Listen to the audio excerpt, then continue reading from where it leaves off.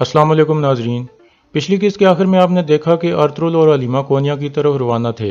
इस किस्त के आगाज में वो एक नहर के पास रुक कर अपने घोड़ों से उतर आते हैं। फिर वो दोनों नहर के पास बैठकर खुशगवार मूड में बातें करने लगते हैं। इस दौरान अर्तुगरुल हलीमा को बताता है कि मेरी वालदा ने ख्वाब देखा है कि हमारा एक और बेटा होगा जिसका नाम उस्मान होगा। इससे पहले मैं भी ये ख्वाब देख चुका हूँ। हलीमा कहती है, यह तो बहुत ख़ास बात है, इंशाल्लाह जल्द हम उस्मान को अपनी गोद में खिलाएंगे। कुछ देर बाद हलीमा कहती है, आप मुझे परिंदों का शिकार करके खिलाते थे। अर्तुगरुल कहता है, तुम परेशान मत हो, मैं अभी भी शिकार में माहिर हूँ हलीमा। यह कहकर अर्तुगरुल तीर कमान उठाकर एक तरफ चल पड़ता है, जबकि हलीमा आग जलाने के लिए लकड़ियां इकट्ठी करने लगती है। दूसरी तरफ सुल्तान की बीवी महापरी कोनिया पहुंच चुकी थी और कहती है, तो अमीर सादुद्दीन आपसे बात करना चाहता है। महापरी के साथ आदमी जिसका नाम अल्तुन था वो कहता है, वो आदमी कभी खैर की खबर नहीं देता महापरी खातून, लेकिन मेरे ख्याल में हमें उससे मिल लेना चाहिए। महापरी कहती है, आप सही कह रहे हो, जाओ और पता लगाओ कि वो क्या चाहता है। अल्तुन कहता है, जैसे आपका हुक्म। फिर महापरी कहती है, अर्तुगरुल साहब की क्या खबर है? मैं उस हाकिम आला के बारे में जानना चाहती हूँ जिसको सुल्तान की इतनी ज़्यादा तवज्जो हासिल है। अब देखना है कि वक्त आने पर क्या वो मेरे बेटे शहजादा गियासुद्दीन का भी इतना ही वफादार होगा। अल्तुन कहता है, अर्तुगरुल उगल सरदारों में से सबसे ज़्यादा खतरनाक है। उसने अपने चंद आदमियों के साथ मंगोलों और गवर्नरों दोनों के खिलाफ जंग की है, जैसे वो कोई फौज हो। उसने कराजैसर को फतह कर लिया है। हमें सुल्तान और अर्तुगरुल के अच्छे रिश्ते के बारे में मोहतात रहना होगा। महापरी कहती है, सुल्तान के लिए उसकी वफादारी हमारे लिए मसला बनेगी। मैं अपनी एक नज़र उस पर रखूंगी। अब जाओ और पता लगाओ कि अमीर सादुद्दीन क्या चाहता है। दूसरी तरफ जावेदार कबीला नई जगह पर मुंतकिल हो रहा था जो काई कबीले के कुछ करीब था। इतने में तुर्गोत और असलान भी आ जाते हैं और उनकी रहनुमाई करने लगते हैं। बामसी भी वहां पहुंच जाता है और तुर्गोत को कहता है, शुक्र है दोनों कबीले करीब हो गए हैं भाई, लेकिन ये जगह महफूज नहीं लगती। जैसा कि मैंने पहले कहा था, यह करीब वाली पहाड़ी खतरनाक साबित हो सकती है और दुश्मन आसानी से कबीले पर हमला कर सकता है। तुर्गोत कहता है, परेशान मत हो भाई, मैंने हर चीज़ के बारे में सोचा है। हमारे सिपाही दिन रात इन पहाड़ियों पर पहरा देंगे, दुश्मन को कोई मौका नहीं मिलेगा। बामसी कहता है, जहां मैं आपको ठहराना चाह रहा था उस जगह से हम हमले से पहले ही दुश्मन को देख सकते हैं। मैं नहीं जानता कि आप क्यों नहीं समझ रहे। तुर्गोत कहता है, तुम मेरे मामलात में दखल अंदाजी मत करो बामसी, मैं कई सालों तक सिपाहियों का कमांडर रहा हूँ, मैं जानता हूँ कि क्या करना है। बामसी कहता है, लेकिन भाई तुम ये देख नहीं पा रहे कि हमारे सामने क्या खतरा है। तुर्गोत कहता है, जावेदार कबीले का सरदार मैं हूँ, अगर मैं अपना कबीला यहाँ मुंतकिल करना चाहता हूँ तो कबीला यहीं मुंतकिल होगा। फिर बामसी कुछ गुस्से और तंजिया अंदाज में कहता है, तो ठीक है फिर, जैसे आपका हुक्म सरदार। यह कहकर बामसी चला जाता है। आयमा खातून भी ये सब देख रही थीं।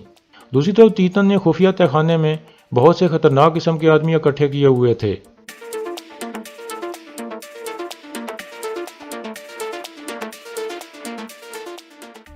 फिर वह एंग्लोस को कहता है, इनमें से हर किसी ने कई 100 तुर्कों को कत्ल किया हुआ है। अब ये अर्तुगरुल और उसके कबीलों पर हमला करने के लिए बेचैन हैं। ये सब जहन्नम के जंगजू हैं। आखिर में वो सब तुर्कों के खिलाफ नारे लगाने लगते हैं।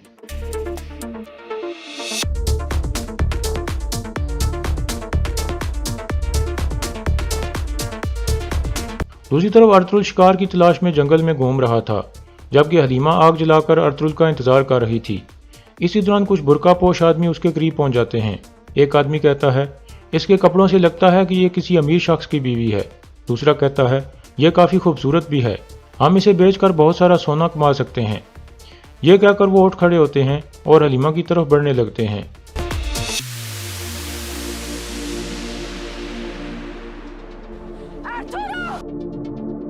दूसरी तरफ अर्तुगरुल शिकार में मसरूफ था। इतने में उसे हलीमा की आवाज़ आती है तो वो फौरन वहां से वापस भागता है। इसी दौरान वो डाकू हलीमा को पकड़ने की कोशिश करते हैं।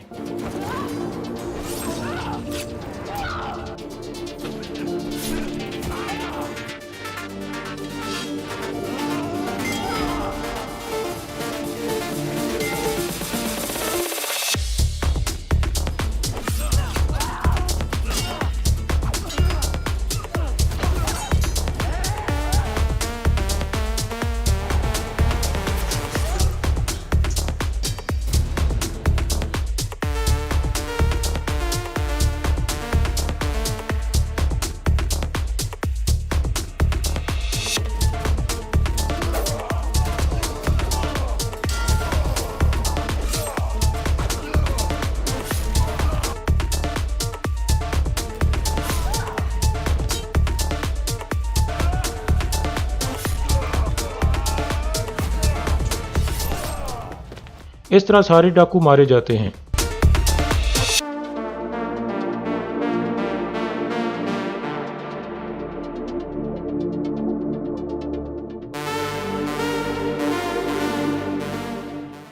دوسری طرف کونیا میں مہاپری کے بیٹے کا استاد التون سعادتین کے پاس پہنچ جاتا ہے۔ سعادتین اسے خوش آمدید کہتا ہے۔ التون کہتا ہے، میں نے سنا ہے کہ تم کوئی ضروری بات کرنا چاہتے ہو مجھ سے۔ سعادتین کہتا ہے، میں مہاپری خاتون کی بہت عزت کرتا ہوں، اس لیے میں ان کو ایک راز بتانا چاہتا ہوں۔ التون کہتا ہے، وہ کون سا راز ہے جو تم جانتے ہو اور ہم نہیں جانتے؟ سعادتین کہتا ہے، بہت جلد سلطان اپنے جانشین کا اعلان کرنے والے ہیں اور انہوں نے مہاپری خاتون کے بیٹے کو چھوڑ کر دوسری بیوی کے بیٹے ارسلان کو تخت پر بٹھانے کا سوچا ہوا ہے۔ التون کہتا ہے، یہ ناممکن ہے، سلطان ایسا نہیں کر سکتے۔ سعادتین کہتا ہے، آپ نے غیاث الدین کو اچھی تعلیم دی ہے، لیکن ایسا ہی ہونے والا ہے۔ اگر آپ کو یقین نہیں تو کچھ وقت میں یہ واضح ہو جائے گا۔ التون کہتا ہے، لیکن یہ راز تم مجھے کیوں بتا رہے ہو؟ یہ سن کر سعادتین ہنسنے لگتا ہے اور پھر کہتا ہے، ابھی تم ارطغرل کی فکر کرو۔ اگر سلطان نے اس کی ذمہ داری لگا دی کہ مرنے کے بعد وہ سلطان کی وصیت پر عمل کرائے تو وہ بغیر کسی ہچکچاہٹ کے سب ترک قبیلوں کو تم لوگوں کے خلاف کھڑا کر دے گا۔ التون کہتا ہے، میں جانتا ہوں۔ پھر سعادتین کہتا ہے، یہ تحفہ مہاپری خاتون کو دے دو اور جب انہیں میری سچائی کا یقین ہو جائے تو وہ مجھ سے مل لیں۔ ڈبہ لے کر التون باہر نکل جاتا ہے۔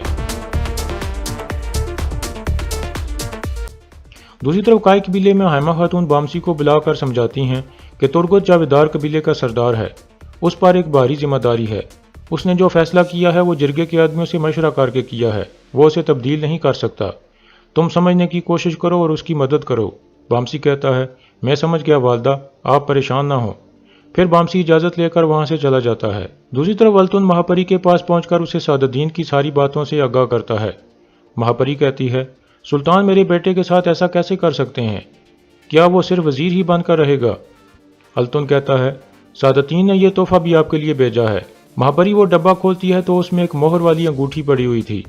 پھر وہ سیاہی کی مدد سے وہ مہر کاغذ پر لگا دیتی ہے۔ اس پر لکھا تھا، سلطان غیاث الدین۔ یہ دیکھ کر التون کہتا ہے، سلطان کے زندہ ہوتے ہوئے امیر سعادتین یہ مہر بنانے کی جرت کیسے کر سکتا ہے؟ مہاپری کہتی ہے، میرے خیال میں وہ میرا ساتھ دینے کا اشارہ دے رہا ہے۔ التون کہتا ہے، اس نے سلطان کی جان بچائی تھی اور اب وہ سلطان کی نظر میں سب سے قابل اعتبار وزیر بن گیا ہے۔ مہاپری کہتی ہے، ہو سکتا ہے یہ سارا کام سعادتین کا ہی ہو تاکہ وہ سلطان کی نظروں میں اپنا نام صاف کر سکے، لیکن میں اسے استعمال کروں گی جب تک کہ ہمارا مقصد پورا نہیں ہو جاتا، اور تخت کی خاطر اگر خون بھی بہانا پڑا تو ہم بہا دیں گے۔ اسی دوران ارطغرل اور حلیمہ بھی کونیا کے محل میں پہنچ چکے تھے۔ حلیمہ رو رہی تھی۔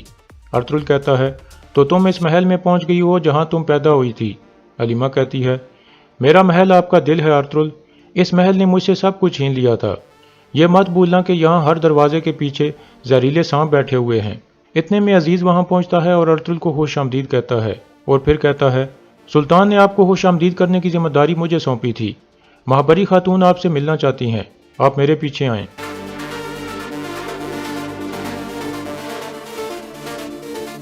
دوسری طرف گوکٹو سعادتین کے پاس جا کر بتاتا ہے کہ ارطغرل اپنی بیوی حلیمہ کے ساتھ محل میں پہنچ گیا ہے اور میں نے دیکھا ہے کہ عزیز انہیں مہاپری خاتون کی طرف لے گیا ہے۔ سعادتین کہتا ہے، تو انہیں خوش آمدید ہے، انہیں شیرنی مہاپری سے ملنے دو۔ میں نے اس کے دانت اتنے تیز کر دیے ہیں کہ ارطغرل کو اس کا اندازہ بھی نہیں ہوگا۔ دوسری طرف ارطغرل اور حلیمہ مہاپری کے سامنے پہنچ چکے تھے۔ مہاپری کہتی ہے، سلطان اپنی فوج کو چیک کرنے گئے ہیں، لیکن کل وہ صرف آپ سے ملنے کے لیے یہاں آئیں گے، آپ کے لیے ان کی عزت واضح ہے۔ ارطغرل کہتا ہے، ہمارے سلطان ایک دوست ہیں اور ہم وفادار ہیں مہاپری خاتون۔ پھر مہاپری کہتی ہے، شکر ہے کہ اس غدار کو سزا مل گئی ہے جس نے سلطان کو قتل کرنے کی کوشش کی تھی۔ ارطغرل کہتا ہے، لیکن میں نہیں سمجھتا کہ سلطان کے آس پاس سارے غدار ختم ہو چکے ہیں۔ یہ سن کر سب چونک جاتے ہیں۔ پھر مہاپری کہتی ہے، آپ کیا کہہ رہے ہیں ارطغرل صاحب؟ کیا یہ لعنت ابھی ختم نہیں ہوئی؟ ارطغرل کہتا ہے، ہماری ریاست ایک شاندار درخت کی طرح ہے، یہ جوں جوں بڑا ہوتا ہے اس کے اندر کچھ کیڑے چھپ جاتے ہیں۔ مہاپری کہتی ہے، پرانے زخموں کو کریدنا کوئی اچھائی نہیں لے کر آئے گا ارطغرل صاحب، آپ کی تلوار تیز ہونی چاہیے نہ کہ زبان۔ ارطغرل کہتا ہے، انصاف کے لیے ہماری تلوار ہمیشہ تیز ہوتی ہے۔ مہاپری کہتی ہے، اعلیٰ ارطغرل صاحب۔ پھر مہاپری حلیمہ کو کہتی ہے، رات کو وزیروں کی بیویوں کے ساتھ میں آپ سے بات چیت کروں گی۔ حلیمہ کہتی ہے، میں آؤں گی مہاپری خاتون۔ مہاپری کہتی ہے، عزیز آپ کو آپ کے کمرے دکھا دے گا، ابھی آرام کر لیں۔ یہ سن کر حلیمہ اور ارطغرل عزیز کے ساتھ باہر نکل جاتے ہیں۔ ان کے جانے کے بعد مہاپری کہتی ہے، امیر سعادتین صحیح تھا، ارطغرل خطرناک ہے، اب میں اس کے ہر قدم کے بارے میں خبر رکھنا چاہتی ہوں۔ یہ سن کر التوند باہر نکل جاتا ہے۔ دوسری طرف جاودار قبیلے میں ترگت کہتا ہے، حکمرانی ایک الگ بات ہے اور بھائی چارہ ایک الگ بات۔ میں بھائی چارے کو کوئی نقصان نہیں پہنچانا چاہتا، لیکن میں یہ بھی نہیں چاہتا کہ مجھ پر شک کیا جائے۔ اسلحان کہتی ہے، آپ نے جو بھی فیصلہ کیا ہے وہ قبیلے کی بھلائی کے لیے کیا ہے۔ ترگت کہتا ہے، بامسی میرا بھائی ہے، لیکن اسے اپنی حد میں رہنا ہوگا۔ اور یہاں اس قسط کا اختتام ہو جاتا ہے۔